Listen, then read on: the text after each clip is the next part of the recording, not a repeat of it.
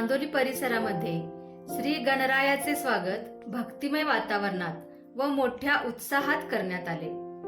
सार्वजनिक मंडळापासून घराघरात आकर्षक देखाव्यात आणि मखरात गणराज विराजमान झाले। आज सकाळपासूनच घरगुती गणपती आणण्यासाठी लगबग सुरू होती। रिक्षा, टेम्पो, कार आणि मोटरसायकलीवरून भक्त गणेश मूर्ती घेऊन घरी जात होते। यावेळी गणेश मूर्ती खरेदीचा उत्साह, आकर्षक मखर, सजावटीचे साहित्य, रंगीबेरंगी हार, गुलाल, रांगोळी, इलेक्ट्रॉनिक्स साहित्य खरेदी यामुळे बाजारपेठांमध्ये चैतन्य निर्माण झाले होते। कायदा व सुव्यवस्था अबाधित राहावी यासाठी पोलीस प्रशासनाच्या वतीने चोख बंदोबस्त ठेवण्यात आला होता।